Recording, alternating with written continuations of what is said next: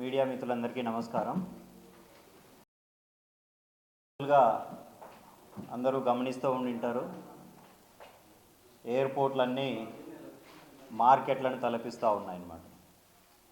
ఎయిర్పోర్ట్లో జనాలు ఎక్కడెక్కడ దూర ప్రాంతాలకు ప్రయాణించాలని చెప్పి ముందుగానే ప్లాన్ చేసుకొని ఇంపార్టెంట్ ప్రోగ్రామ్స్కి అటెండ్ కావాల్సినటువంటి సిచ్యువేషన్స్లో వాళ్ళు ఎయిర్పోర్ట్కి వెళ్ళి అక్కడ ఎయిర్పోర్ట్లో ఏ ఫ్లైట్ ఎప్పుడు వస్తుందో తెలియదు, డిలే అని చెప్పి వచ్చి ఎప్పుడు క్యాన్సిల్ అవుతుందో కూడా తెలియదు. అలాంటి సిచ్యువేషన్లో వాళ్ళు భయభ్రాంతులై టెన్షన్తో అక్కడ ఒకరినొకరు గొడవలు పడడము, అక్కడ ఉన్నటువంటి సిబ్బందితో గొడవ పడడము. ఎందుకంటే వాళ్ళ సిచ్యువేషన్ ఎమర్జెన్సీ సిచ్యువేషన్ అలాంటిది. వాళ్ళు కూడా అక్కడ ఉన్న సిబ్బంది కూడా ఏం చేస్తారు, వాళ్ళకి ఎలాంటి సమాధానం చెప్పలేని సిచ్యువేషన్. అంతా ఒక ఎమర్జెన్సీని తలపించేటువంటి సిచ్యువేషన్ ఎయిర్పోర్ట్లలో నెలకొనింది. ఇది ఏదో ఒక ఎయిర్పోర్టో 2 ఎయిర్పోర్ట్లో కాదు, మొత్తం యావత్ భారతదేశం అంతా. ఎందుకంటే యావత్ భారతదేశం ఒక ఇండిగో అనేటువంటిదే మన ఇండియాలో ఉన్నటువంటి ఒక మేజర్ ఎయిర్లైన్స్ సంస్థ. దాదాపు 2000కు పైన విమానాలతో మొత్తం దేశవ్యాప్తంగా రవాణాను నడుపుతూ ఉంది. దాని తర్వాత ఎయిర్ ఇండియా ఏదో 1000తో నడుస్తూ ఉంది. అంత మేజర్ అయినటువంటి ట్రాన్స్పోర్టేషన్లో మేజర్ వ్యవస్థ అయినటువంటి ఇండిగోనే ఈరోజు ఇబ్బంది పడే సిచ్యువేషను మన తీసుకొచ్చారో మరి కల్పించారో కూడా తెలియదు. ఎందుకు ఈ విధంగా జరుగుతాయి? ఎందుకంటే ఇంతకుముందు కూడా ఎయిర్ ఇండియాలో చూసాము, అది గవర్నమెంట్ ఆధీనంలో ఒక సంక్షోభంలోకి తీసుకొచ్చి తీరా దాన్ని ఒక ప్రైవేట్కు కట్టబెట్టడం జరిగింది, టాటా గ్రూప్కి కట్టబెట్టడం జరిగింది. ఇప్పుడు ఈ ఇండిగోలో కూడా ఈ సంక్షోభం మరి ఎవరికి లాభం చేకూర్చేదానికో ఎవరికి నష్టం చేకూర్చేదానికో ఆ పరిస్థితులు జరుగుతూ ఉన్నాయి. ఎందుకంటున్నామంటే ఇంతకుముందు కూడా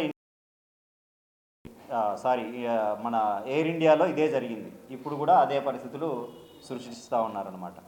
ఇప్పుడు ఒక వ్యవస్థని సక్రమంగా నడపలేనప్పుడు దానికి ఒక పోర్టుఫోలియో ఎందుకు, సెంట్రల్ క్యాబినెట్ ఒక గవర్నమెంట్ ఆధీనంలో ఉన్నప్పుడు దాన్ని చక్కదిద్దుకునేదానికే కదా, దాన్ని నడిపేదానికి. ఎవరికో ప్రైవేట్కి అప్పచెప్పి వాళ్ళ దగ్గర కమిషన్లు తీసుకునేదానికి కాదు కదా ఇది. క్యాబినెట్ హోదాలు ఉన్న వ్యక్తులు తీసుకోవాల్సిన నిర్ణయాలు ప్రజలకు ఉపయోగపడే విధంగా ఉండాలి, కానీ ఏదో పెత్తందారుల దగ్గర కమిషన్లు తీసుకునేదానికో లేకపోతే ఇంకొకరికి కట్టబెట్టేదానికో ఉండకూడదు. ఇప్పుడు అదేవిధంగా మొన్న జరిగిన ఈ సంక్షోభంలో దానికి సంబంధించిన కన్సర్న్ మినిస్టర్ ఎవరు? ఏవియేషన్ మినిస్టర్ రామ్మోహన్ నాయుడు గారు.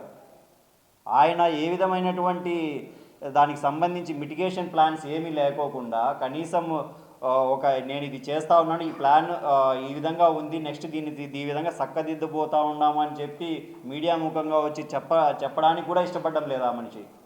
ఎక్కడో వెళ్ళి దావతులు చేసుకోవడము, వెళ్ళి డ్యాన్స్ ప్రోగ్రాంలలో పార్టిసిపేట్ చేయడము. కనీసం ఆయన ప్రెస్ మీట్ పెట్టలేదు, దాన్ని ప్రజలకు ఎక్స్ప్లెయిన్ చేయకపోగా ఒక ప్రముఖ జర్నలిస్ట్ రిపబ్లిక్ ఛానల్కి సంబంధించి అర్నబ్ అనే వ్యక్తి తనని ఆన్లైన్లోకి అతని వివరణకు తీసుకుందామని చెప్పి కాల్ చేసి అడిగితే హలో అని చెప్పి కట్ చేయడం. ఏదో సినిమాల్లో చూస్తూ ఉంటాం, మాట్లాడలేకపోతే ఇష్టం లేకపోతే ఏదో సిగ్నల్ లేకపోతే ఎట్లా చేస్తారు. అది పోను ఆయన దీపక్ రెడ్డి ఏం చెప్తాడు అడిగితే, మా మినిస్టర్ గారు లోకేష్ గారు చూస్తూ ఉన్నారంట. అంటే ఎక్కడ ఏ మినిస్టర్, దేనికి సంబంధించిన మినిస్టర్ ఆయన? అంటే సకల విఫల శాఖ మంత్రి ఆయనేనా? అంటే ఏ ప్రాబ్లం జరిగినా కూడా ఆయనకి ఏమి సంబంధం? అసలు సెంట్రల్ ఆయన స్టేట్ మినిస్టర్, కనీసం స్టేట్కి సంబంధించింది కూడా కాదు అది, సెంట్రల్కి సంబంధించిన వ్యవహారం.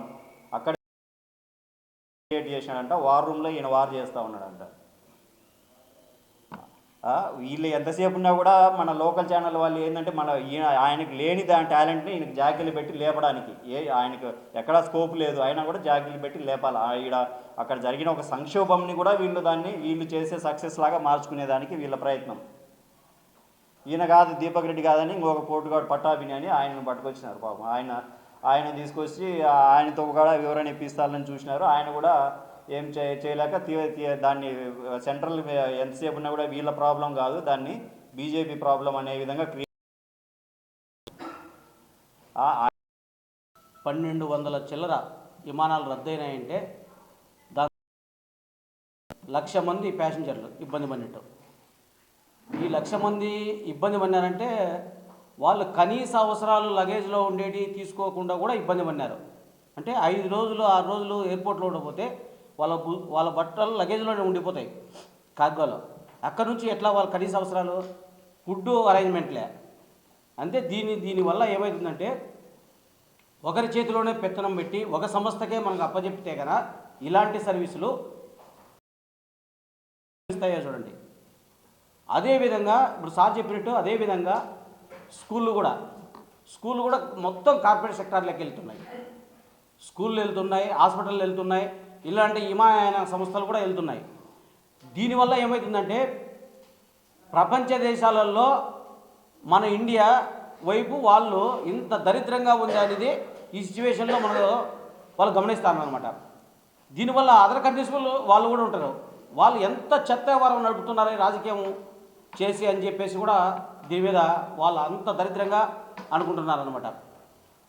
అందువల్ల వీళ్ళు టీడీపీ వాళ్ళు అంటే బీజేపీ ఏమన్నా క్యాండిడేటా ఈయన రామ్మోహన్ నాయుడు కాదు కదా వాళ్ళు చూసుకోవడానికి. ఈయన టీడీపీ క్యాండిడేట్. ఏదైనా కానీ ఒక ఎక్స్పీరియన్స్ పర్సన్ను ఒక ఏజ్ క్యాండిడేట్ను తీసుకుంటే ఇలాంటి సిచ్యువేషన్లో ఎలా వ్యవహరించాలా అనేది వాళ్ళకి అర్థమవుతుంది.